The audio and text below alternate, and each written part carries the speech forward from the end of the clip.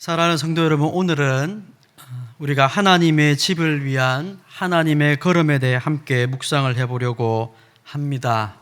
우리의 실패와 우리의 불순종에도 불구하고 하나님은 우리를 포기하지 않으시고 하나님이 우리를 위해 싸우시며 새로운 집을 지어 함께 살자 말씀하십니다. 이 시간 하나님의 은혜와 승리를 깊이 경험하는 예배가 되시기를 소망합니다.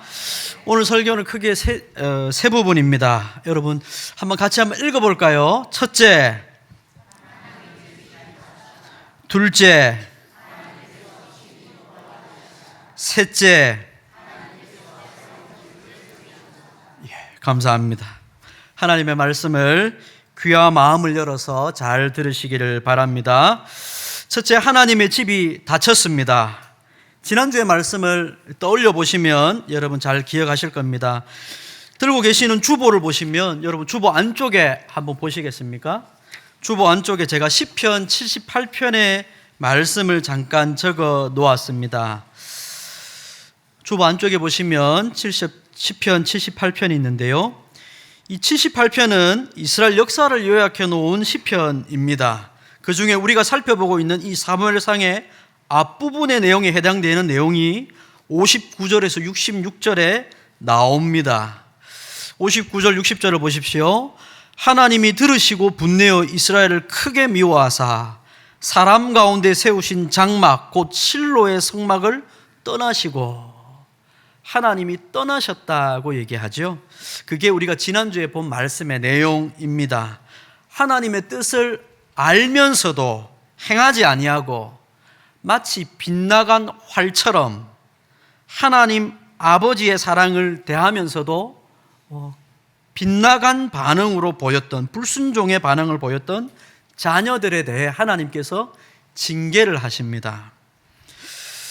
자녀들은 하나님의 징계를 맞으면서도 깨닫고 돌이키지를 못하고 도리어 하나님의 언약궤를 가지고 오면 모든 문제들이 다 해결될 거라고, 잘 될 거라고 아주 잘못된 믿음으로 반응을 했습니다. 하나님께 징계를 받으면 자신의 허물과 죄를 돌아보고 돌이켜야 되는데 그런 반응을 정확하게 하지 못하고 마치 빗나간 활처럼, 관역은 저쪽에 있는데 활은 엉뚱한 데다 쏜 겁니다. 하나님의 언약궤만 가지고 오면 이 문제가 해결될 수 있을 거라고 반응한 거죠. 결국 파국을 맞습니다. 하나님은 하나님 자신의 집인 하나님의 집을 떠나시기로 뜻을 정하십니다. 하나님의 집인 성소의 문을 걸어 잠그시고 거기서 떠나가 버리셨죠. 그것을 지난주에 세 글자로 뭐라고 했습니까? 이가봇이라고 했지요. 하나님의 영광이 떠나갔다. 이가봇 하신 겁니다. 다시는 이 실로가 성소가 있는 것으로 제시되지 않습니다. 성경 어디에도 더 이상 이 역사 이후로는 한 번도 실로가 등장하지 않습니다. 물론 지명은 등장합니다만 성소가 거기 있는 곳으로 말하지 않지요. 결국 하나님의 자녀들은 전쟁에서 보기 좋게 대패를 해버립니다. 확신을 했지만 그가 믿음을 확신한다고 해서 되는 것이 아니지요. 왜냐하면 그 믿음의 여부를 결정짓는 분은 하나님이시기 때문에, 믿음대로 일하시는 분은 하나님이시니까 믿음이 잘못되면 내가 아무리 열심히 믿는다고 되는 게 아닙니다. 하나님의 편에서 바른 것을 믿어야죠. 언약궤를 가지고 나갔던 제사장은 전사를 해버립니다. 하나님의 임재의 상징인 언약궤는 이방인의 손에, 원수들의 손에 빼앗깁니다. 하나님의 영광이 백성들에게서 떠나갔습니다. 하나님은 자신의 능력을 포로로 넘겨주십니다. 하나님의 임재의 영광을 대적의 손에 넘겨버리셨지요. 너희가 하찮게 여기니 내가 이방의 나라에 넘겨버리겠다고 말씀하십니다. 여러분, 오늘 우리 시대의 교회가 하나님의 복음을 우습게 여기고 정치와 이념의 놀이에 빠져버리면 하나님께서 교회의 영광을 세상에 넘겨버리실 겁니다. 우리는 두려운 마음으로 교회의 본질이 무엇인지를 생각해야 됩니다. 신명기 28장에 기록된 불순종하는 백성들에게 하나님께서 약속하신 언약의 저주가 있습니다.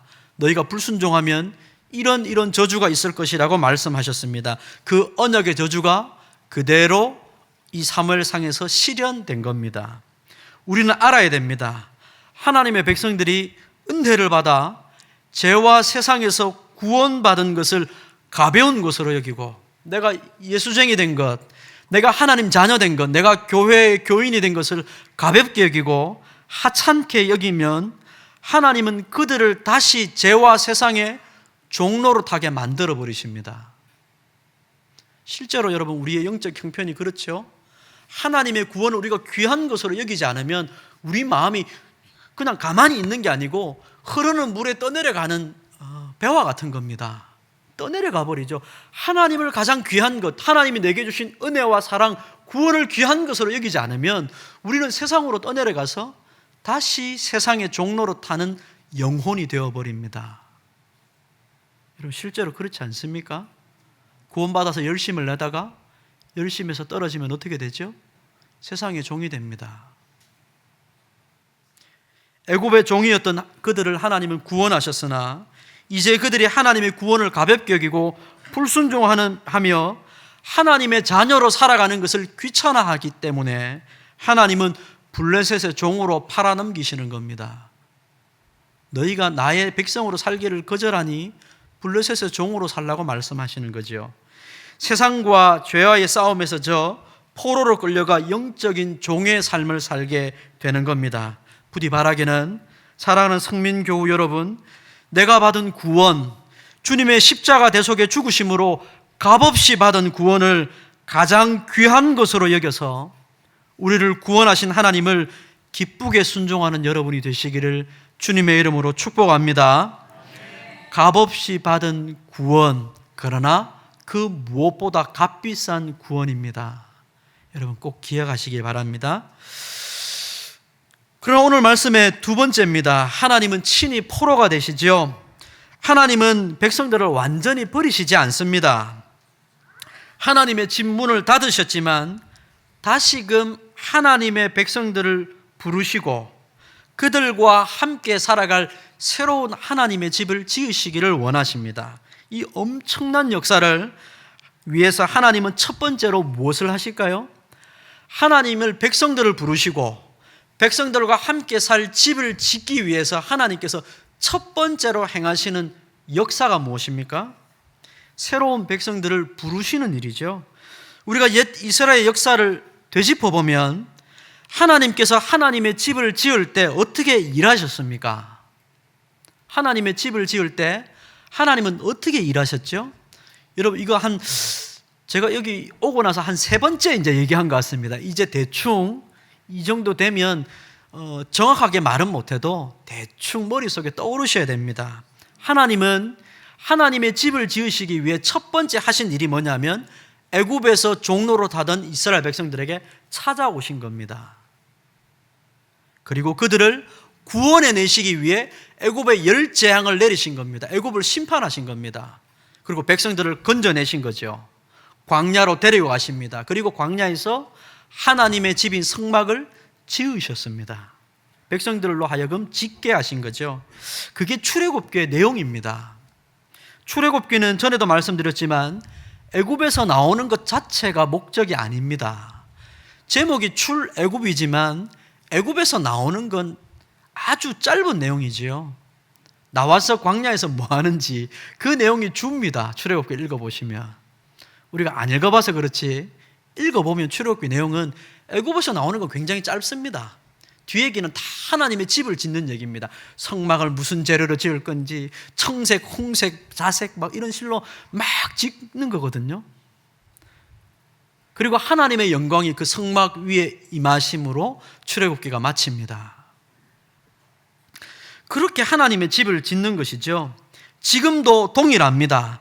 지금 불순종하는 하나님의 백성들, 그래서 하나님께서 하나님의 집을 닫으시고 그 영광을 걷어가셨습니다. 그래서 지금 백성들이 어떤 상태냐면 하나님 없이 애굽에서 종로로 타는 상태와 똑같이 돼버렸습니다. 하나님의 영광이 성도에게서 사라지면 불신자와 똑같습니다, 여러분. 하나님의 영광이 성도에게서 사라지면 불신자의 삶과 성도의 삶이 구분이 잘 안 됩니다. 교회에서 하나님의 영광이 사라지면 YWCA와 교회가 차이가 없는 겁니다. 세상 동아리와 교회가 차이가 없어지게 되지요.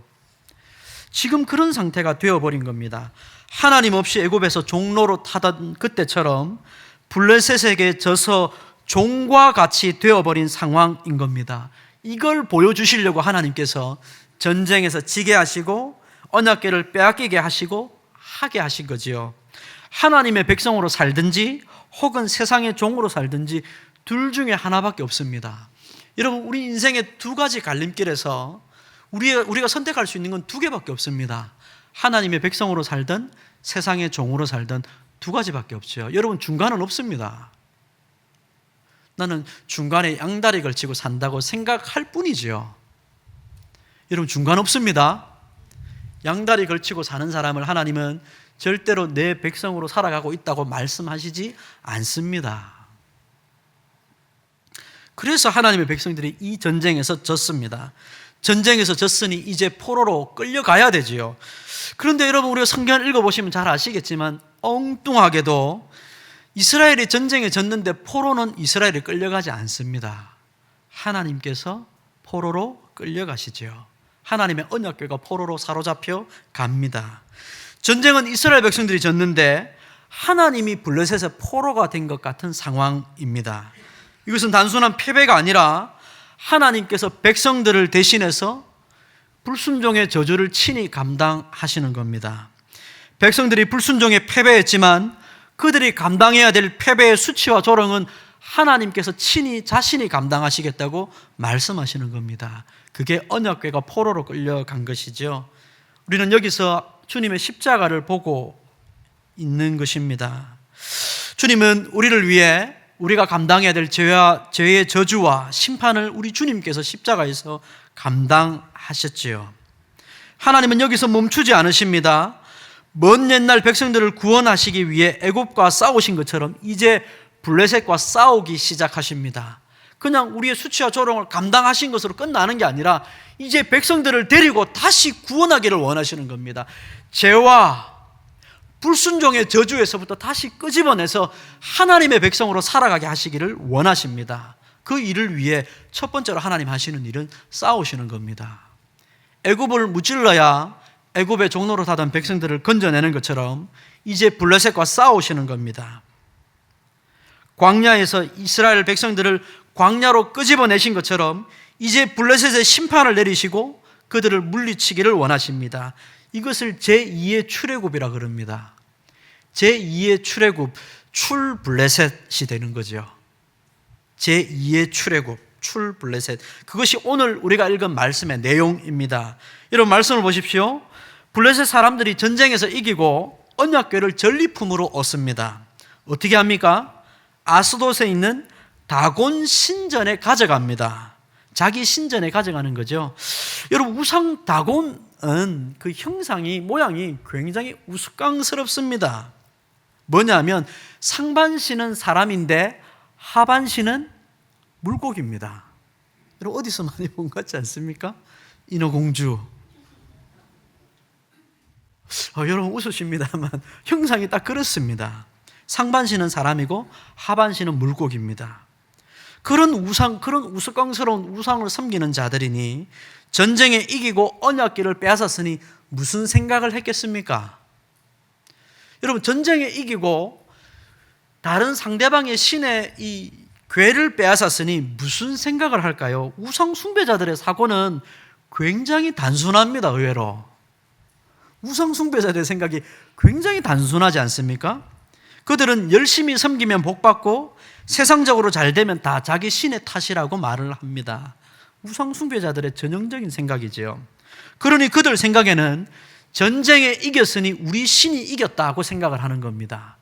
전쟁에 이겼으니 우리 신이 이겼다. 저들의 신은 졌다. 그래서 신전 가운데, 자기 신전 가운데 언약궤를 떡하니 가져다 놓은 거지요. 그런데 여러분, 웬걸 다음날 가보니까 다곤 신전의 신상이 얼굴이 땅에 닿아 있는 겁니다. 다음날 아침에 가니까 신상이 엎드러져 가지고 신상이 엎드러져 있는 겁니다. 하나님의 언약궤 앞에 마치 절하는 것처럼 엎드러진 겁니다. 여러분 비슷하지 않습니까? 엘리가 하나님보다 자기 아들들을 더 무겁게 여겼을 때 그 무게에 짓눌려서 뒤로 넘어져 목이 부러졌지 않습니까? 엘리 제사장이 그랬거든요. 근데 이 다곤 신상도 하나님의 언약궤 앞에서 엎드러지는 겁니다. 마치 하나님께 경배하듯이 말이죠. 여러분 이게 피조물의 위치 아닙니까? 피조물은 하나님 앞에 엎드리고 그분께 경배하는 것입니다. 스스로 높아져 있는 모든 것들을 하나님은 낮추셔서 하나님은 경배자의 자리로 내려가게 하십니다. 이게 하나님의 심판이고 하나님의 구원이죠. 구원하셔서 스스로 엎드리게 하시든지 심판하셔서 억지로 낮추시든지 둘 중에 하나입니다. 하나님의 영광을 썩어질 피조물인 사람과 새와 짐승과 기어다니는 동물 모양의 우상으로 바꾸어버린 죄인 인간들 탓에 이 우상이라는 것이 높아져 있을 뿐이지 아무것도 아닙니다. 하나님 앞에서 다 쓰러져 버릴 것에 불과하죠. 우상은 한낱 피조물인 금속, 나무, 돌에 불과한 것입니다. 그러니 하나님 앞에서 제자리를 찾아갈 뿐입니다. 자기 자리를 찾아가야죠.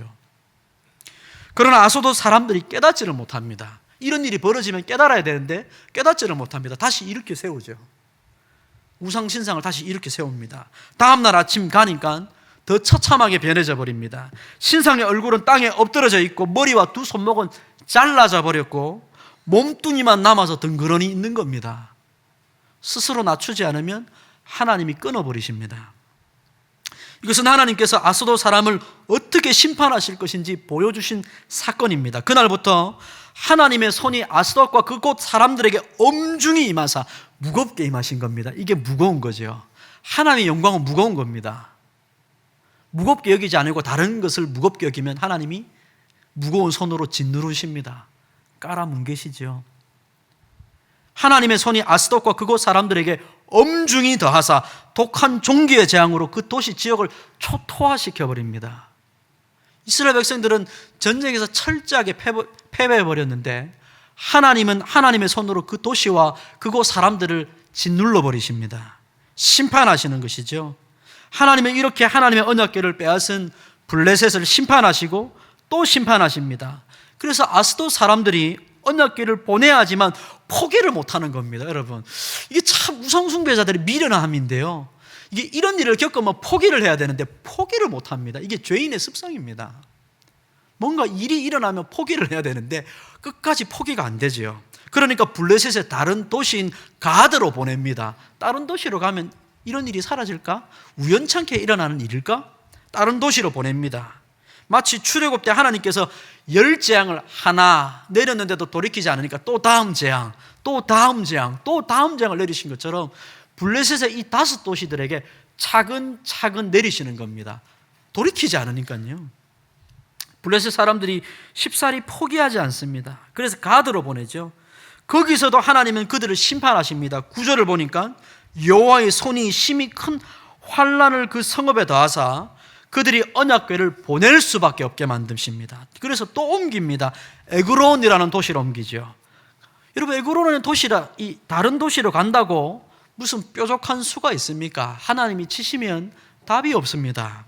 하나님이 내리시는 심판을 인간이 도대체 무슨 수로 피할 수 있겠습니까? 이렇게 하나님은 불순종한 하나님 자신의 백성들의 실패를 다시 온전하게 하시고 홀로 블레셋에게 이기시고 승리하시고 돌아오십니다. 이게 하나님의 언약궤가 돌아오는 일입니다.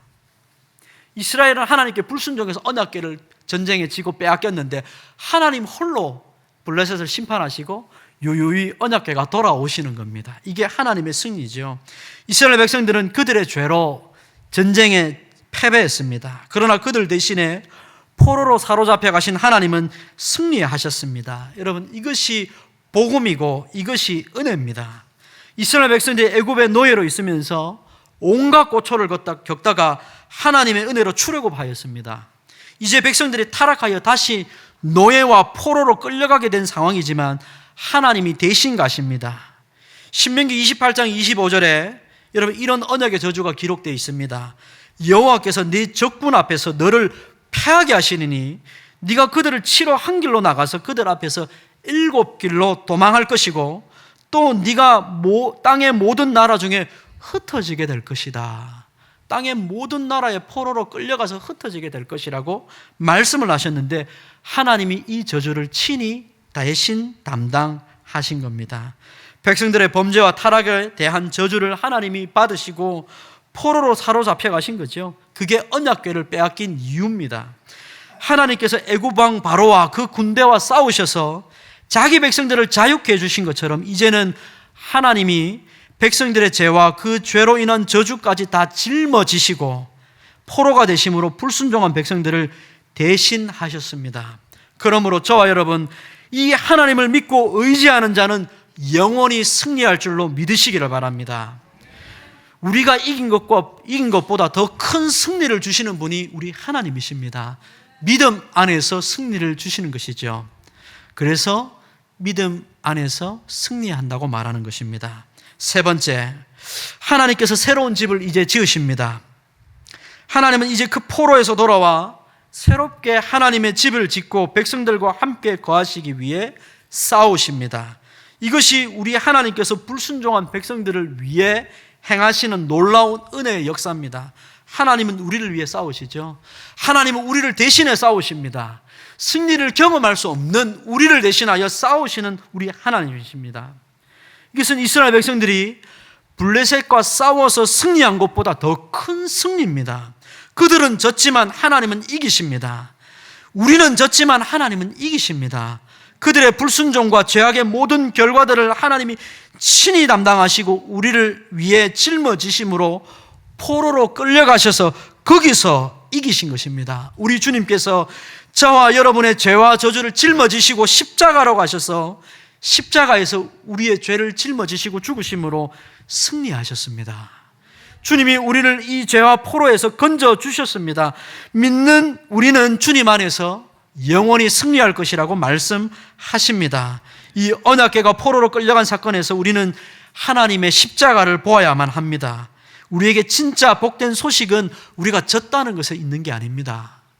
여러분, 우리가 할 수 없다는 것에서 우리의 이 허물이 있는 게 아닙니다. 우리를 대신해서 싸우시고 이기신 주님을 믿지 않는 믿음에 있는 것이죠.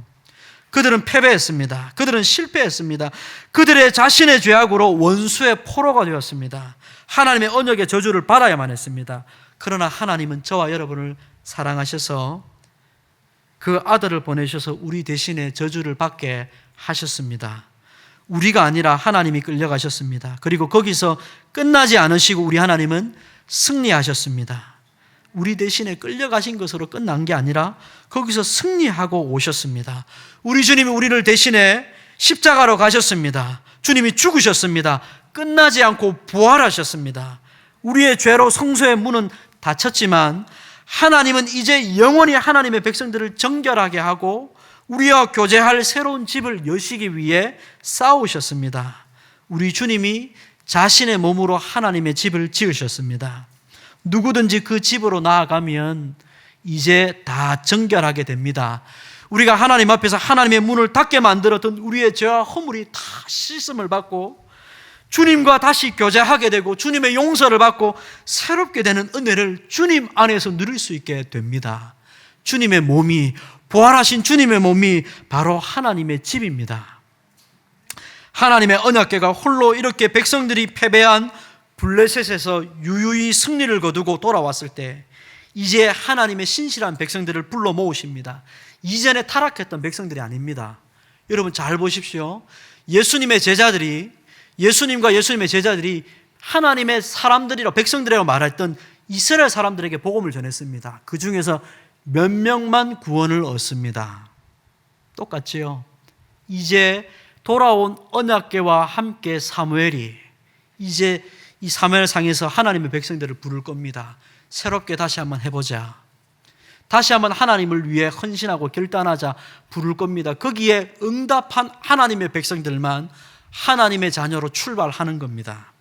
하나님의 신실한 백성들을 불러 그들을 통해 하나님의 새로운 집을 짓는 겁니다. 그게 사무엘상의 역사입니다. 사무엘, 다윗, 솔로몬 이어져 가는 것이죠. 이것은 저와 여러분을 위한 하나의 모델입니다. 성경을 통해 예수님을 믿는 저와 여러분을 향하여서 이 부르심을 향하여 이 말씀을 주시려고 이 기록을 해놓은 겁니다. 죄 없으신 주님, 저와 여러분을 위해 저와 여러분의 죄를 대신하셔 십자가에 죽으셨습니다. 그리고 홀로 죄와 사단 사망을 이기셨습니다. 그리고 부활하셨습니다. 주님이 혼자 싸우셨죠. 우리가 주님을 도운 게 아닙니다. 우리의 구원을 위해 우리가 도운 것이 없습니다. 주님이 홀로 싸우셨죠. 주님은 이기시고 승리하시고 부활하셔서 이제 실패한 제자들을 찾아오십니다. 부르십니다. 그들을 땅끝까지 보내셔서 복음을 전하게 하시고 교회를 세우십니다. 그냥 일어난 일이 아니죠. 저와 여러분을 부르시는 일이었습니다. 우리는 실패했지만 하나님은 승리하셨습니다. 언약궤가 포로로 끌려간 사건 속에서 십자가를 보시기를 바랍니다. 부활의 승리를 보시기 바랍니다. 우리를 하나님의 거룩한 처소로 부르시기 위해 하나님이 이제 이 출발을 하셨구나. 하나님이 승리하시고 돌아오셔서 이제 새롭게 하나님의 백성을 하나님의 거룩한 처소로 부르시려고 주님이 이렇게 싸우고 계시는 거구나. 여러분, 이 말씀을 기억하시기 바랍니다. 이제 부활하신 주님께서, 승리하신 주님께서 저와 여러분을 부르셨습니다. 그 부름에 응답하여서 교회로 나오신 줄로 압니다. 그리고 내일, 모레, 또 3일, 4일, 5일 매일을 여러분의 삶 가운데 찾아오셔서 여러분을 부르실 겁니다. 나와 함께 거룩한 백성으로 새롭게 시작하자고 말씀하실 겁니다. 성령님께서 여러분 마음속에 하나님의 자녀로, 하나님의 백성으로 거룩한 삶으로 부르실 때 여러분 이 삶이 하나님의 집으로 지어가는 거룩한 행진이 되시기를 주님의 이름으로 축복합니다. 기도하겠습니다. 하나님 아버지, 우리가 불순종하고 우리가 실패했을 때에도 하나님 우리를 버리지 아니하시고 친히 저주를 감당하신 은혜에 감사드립니다. 언약궤가 포로로 끌려간 사건 속에서 우리가 주님의 십자가를 봅니다. 부활의 승리를 통하여 새로운 집을 지으시는 주님의 손길을 찬양합니다. 이제 우리도 주님의 부르심에 응답하여 성령이 거하시는 거룩한 처소로 지어져 가기를 아버지 원합니다. 우리의 삶이 예배가 되게 도와주시옵소서. 우리의 삶이 교회가 되게 도와주시옵소서. 우리의 삶이 주님의 형상을 닮아가는 거룩한 백성 되게 해 주옵소서. 예수님의 이름으로 기도합니다. 아멘.